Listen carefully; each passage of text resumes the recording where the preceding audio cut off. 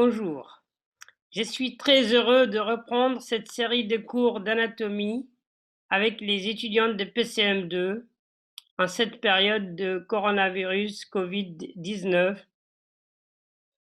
Devant cette situation exceptionnelle, la faculté de médecine et l'université de Nouakchott ont fait preuve de capacité exceptionnelle d'adaptation en essayant de vous donner ou de vous assurer les cours en cette période difficile. Pour commencer, l'anatomie de la tête et du cou est une anatomie difficile à appréhender. C'est ainsi que je vous invite à télécharger les livres qui ont été utilisés comme référence à ce cours et qui seront disponibles sur le site de la fac.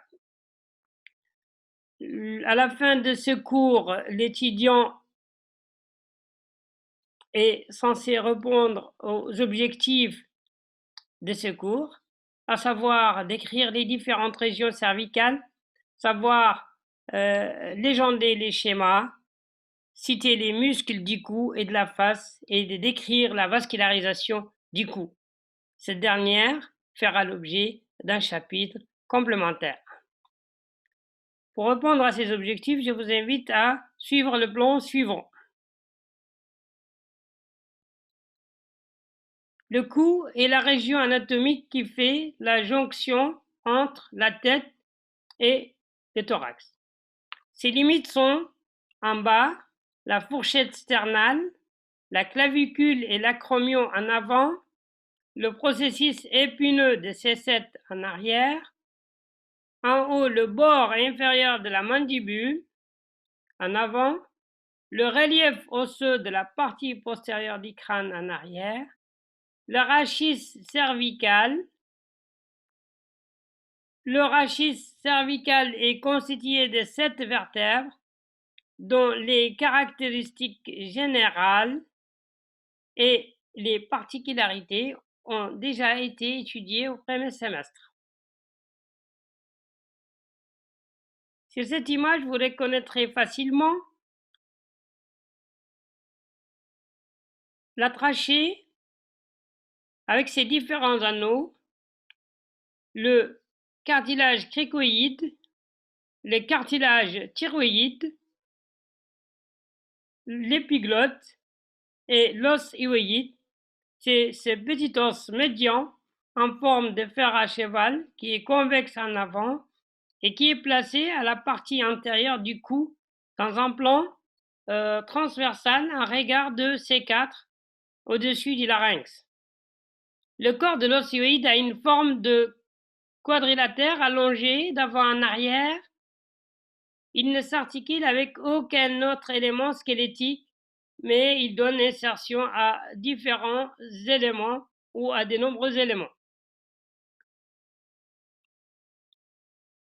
La tête et le cou sont considérés à juste titre comme faisant partie de la région anatomique la plus complexe.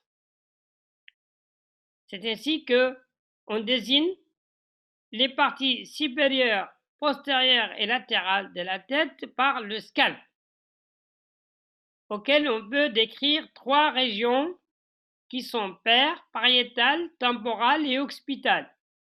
Une région impaire, c'est la région frontale qui déborde sur la face. Les régions de la face sont divisées en deux régions, une région médiane et une région latérale. Les régions médianes sont impaires et sont au nombre de 3. On commence par la région nasale, qui cerne la base du nez, la région orale, qui entoure la bouche, la région mentonnière, qui répond au menton. Les régions latérales, quant à elles, elles sont paires et sont au nombre de 5. La région orbitaire, qui entoure l'orbite, la région zygomatique, qui répond à l'os zygomatique, la région infraorbitaire, qui est latérale à la région nasale et qui est infraorbitaire. La région parotido-massétérique, qui est en avant de l'auricule et qui est latérale par rapport à la région buccale et qui répond à la glande parotide. La région buccale latérale aux régions orales et mentonnières et forme la joue.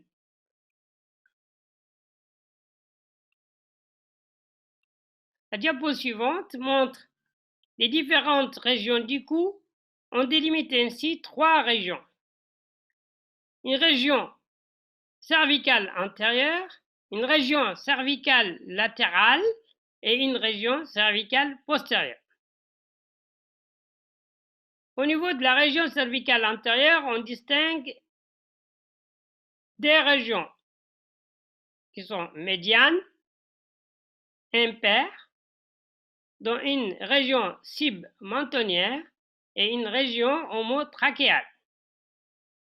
Puis, nous avons des régions qui sont paires et symétriques, les trigones submentonniers, les trigones carotidiens et la région sternocleidomastoïdienne. Toutes ces régions seront étudiées en détail lorsque nous abordons les différents muscles. Sur cette diapo, les muscles de la face sont un groupe de muscles striés innervés par le nerf facial. Ils assurent l'expression du visage et la mimique. On cite parmi ces muscles celui qui va nous intéresser aujourd'hui, qui est le muscle antéro-latéral superficiel du cou, c'est le muscle platysma.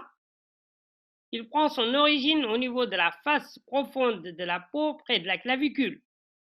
Il se termine au niveau de la mandibule et au niveau des fibres des muscles de la région buccale. Son innervation est assurée par le nerf facial. Ce muscle a une fonction. Étant un feuillet superficiel, il tend la peau et abaisse la commissure labiale.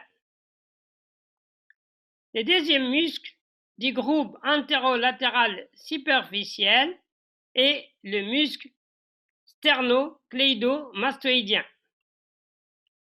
Ce muscle prend son origine au niveau du chef sternal, face antérieure du manubrium sternal, son chef claviculaire, face supérieure du tiers médial de la clavicule, et il se termine au niveau de la face latérale du processus de la mastoïde et au niveau de la ligne nucale supérieure. Ce muscle est innervé par le nerf accessoire et les rameaux antérieurs de C2 et C3. Le deuxième groupe, c'est le groupe antérieur infra-hyoïdien.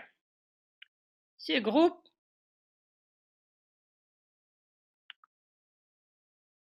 est formé par 3 muscles. Le premier muscle, c'est le muscle sterno-hyoïdien. Ce muscle prend son origine au niveau du versant postérieur de l'articulation sterno-claviculaire et au niveau du manubrium sternal. Sa terminaison est au niveau du corps de l'os hyoïde médialement et son innervation est assurée par le rameau antérieur de C1 à C3. Sa fonction, il est abaisseur de l'os hyoïde après la déglutition. Le deuxième muscle, et c'est un muscle qui nous intéresse particulièrement, c'est le muscle homo-hyoïdien. Il prend son origine au niveau du bord supérieur de la scapula. Sa terminaison est au niveau du bord inférieur du corps de l'os hyoïde. Il est innervé par les rameaux antérieurs de C1 à C3 et par les onces cervicales. Sa fonction, c'est un muscle abaisseur et stabiliseur de l'os hyoïde. Le dernier muscle, c'est le muscle sterno-thyroïdien et qui prend son origine au niveau de la face postérieure du manubrium sternal et se termine au niveau de la face antérolatérale du cartilage thyroïde. Ce muscle est innervé par les rameaux antérieurs de C1 à C3 et par les onces cervicales. Sa fonction, il permet d'attirer le larynx vers le bas. Le quatrième et dernier muscle, c'est le muscle thyroïdien dans la partie supérieure de la région antérieure infrahyoïdienne. Ce muscle thyroïdien prend son origine au niveau de la face antérolatérale du cartilage thyroïde et il va se terminer au niveau de la partie postéro-inférieure de l'os hyoïde. Il est innervé par les fibres du rameau antérieur de C1. Sa fonction, c'est un muscle qui est abaisseur de l'os hyoïde et élévateur du larynx si l'os hyoïde est fixé. On a également le groupe antérieur, mais suprahyoïdien. Au niveau de ce groupe, je vais citer 3 muscles. Le premier muscle, c'est le muscle stylohyoïdien. Il prend origine au niveau de la base du processus styloïde et se termine au niveau de la face latérale de l'os hyoïde. Son innervation est assurée essentiellement par le nerf facial et sa fonction, il attire l'os hyoïde en haut et en arrière. Le muscle digastrique. Le muscle digastrique prend son origine au niveau de son ventre antérieur, de la partie inférieure de la face postérieure de la mandibule. Tandis que son origine au niveau du ventre postérieur, elle est au niveau de l'incisure mastoïdienne de l'os temporal. Sa terminaison, elle se termine au niveau du tendon intermédiaire sur l'os hyoïde et son innervation est assurée pour son ventre antérieur par le nerf myéloïdien et pour son ventre postérieur le nerf facial. Sa fonction, il permet l'abaissement de la mandibule pour son ventre antérieur et l'élévation de l'os hyoïde pour les deux portions du muscle digastrique. Le muscle myélohyoïdien, c'est un muscle qui prend son origine au niveau de la mandibule et se termine au niveau de la face antérieure du corps de l'os hyoïde et au niveau des fibres des muscles de l'autre muscle myélohyoïdien contralatéral. Son innervation, elle est assurée par le nerf du myélohyoïdien qui est une branche du trijumeau par sa branche 5-3 mandibulaire. La diapo suivante montre les muscles suprahyoïdiens qu'on a déjà cités auparavant. En vue inférolatérale, on peut voir le muscle stylohyoïdien de son origine jusqu'à sa terminaison au niveau de l'os hyoïde. On voit également le muscle digastrique avec ses deux ventres, son ventre postérieur et son ventre antérieur. Et en vue antérieure ou antéro-inférieure, on peut voir le muscle myélohyoïdien et le ventre antérieur du muscle digastrique. Sur cette diapo, nous pouvons voir les différents muscles que nous avons cités au préalable et c'est ce qui va nous permettre de définir les différentes régions cervicales en cédant des muscles. Le trigone submentonnier, il est inférieur à la région mentonnière et il est limité par en bas l'os hyoïde et les ventres antérieurs des muscles digastriques. Ce triangle Ce triangle est visible en vert. Puis nous avons le triangle homotrachéal, qui est un triangle musculaire qui est limité en haut par le corps de l'os hyoïde, en bas par l'incisure jugulaire du sternum, latéralement par la partie inférieure du bord antérieur des muscles sternocléidomastoïdiens et le ventre supérieur du muscle homoïdien.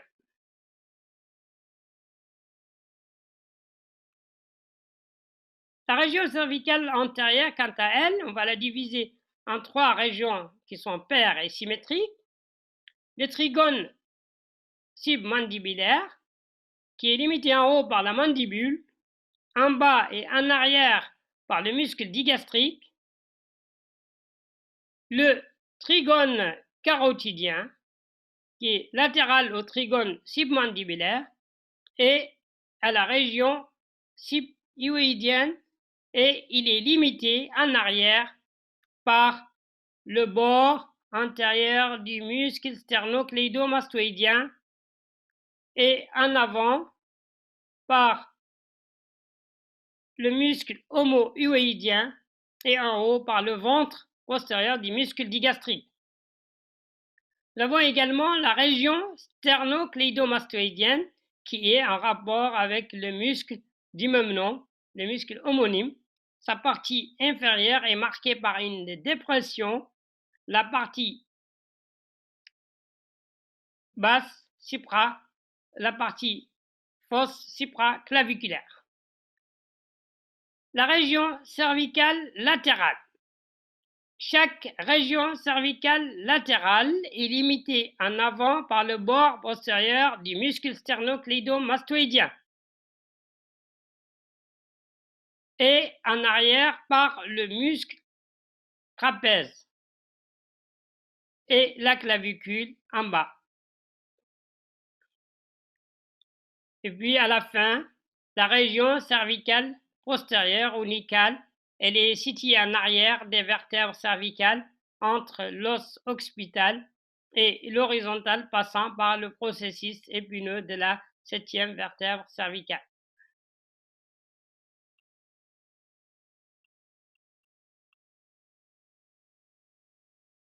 Sur cette diapo, on a sectionné le muscle sternocléidomastoïdien et on a gardé le muscle homohyoïdien le long de son trajet, puis le muscle sterno-hyoïdien, et on peut reconnaître en profondeur le muscle sternothyroïdien, la trachée, la glande thyroïde, les cartilages cricoïdes, les cartilages thyroïdes et l'os hyoïde. Au niveau musculaire et en profondeur, nous pouvons reconnaître les muscles scalènes antérieurs, moyens et postérieurs. On va reconnaître également les muscles prévertébraux, les muscles longs du cou et longs de la tête.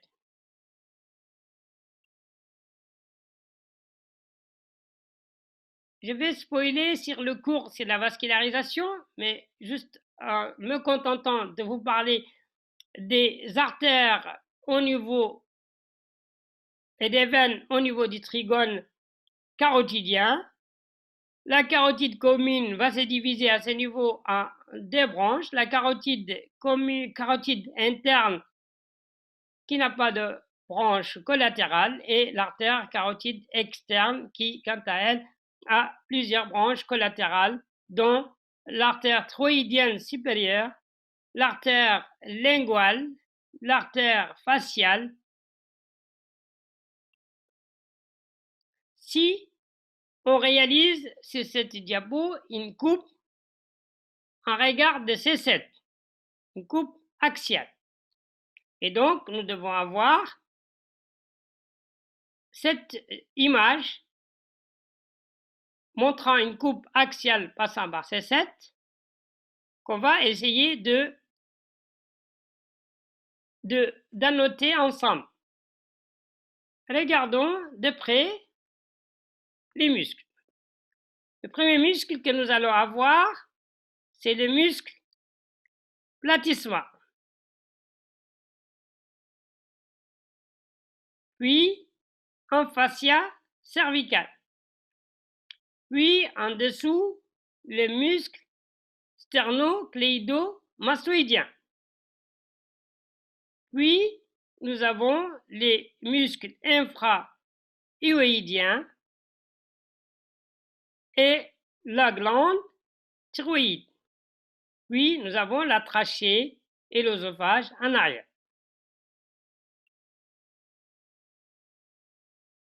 Après avoir décrit ces différents muscles, maintenant, nous allons aborder le fascia cervical. On va diviser en lame périphérique. C'est la lame périphérique ou superficielle qui était anciennement appelée aponevrose cervicale superficielle du fascia cervical et qui détermine le plus grand compartiment du cou et qui entoure complètement le cou et un dédoublement à plusieurs reprises pour entourer les muscles sternocléido-mastoïdiens et les muscles trapèzes. La lame prévertébrale, c'est l'aponevrose cervicale profonde anciennement appelée.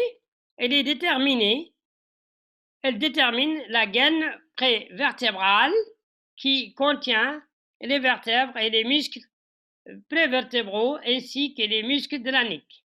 C'est cette diapo, elle est en orange. Cette lame prévertébrale, elle s'insère en haut sur la base du crâne et descend jusqu'au médiastin supérieur. On a également la lame pré-trachéale. Elle détermine une gaine viscérale qui contient le pharynx, le larynx, la trachée, l'œsophage et les nerfs récurrents.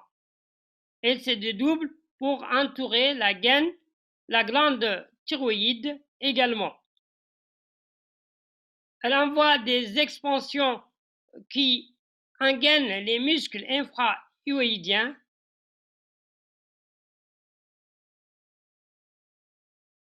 Et puis enfin, les gaines carotidiennes. Chaque gaine carotidienne est constituée d'une colonne de fascia qui entoure le paquet vasculo-nerveux du cou, à savoir l'artère carotide, le nerf vague et la veine jugulaire. On est au niveau de ces sept, l'artère carotide interne, la veine jugulaire interne et le nerf pneumogastrique ou le nerf vague. On reconnaît également le muscle sterno-hyoïdien, le muscle homo-hyoïdien et le muscle sterno-thyroïdien.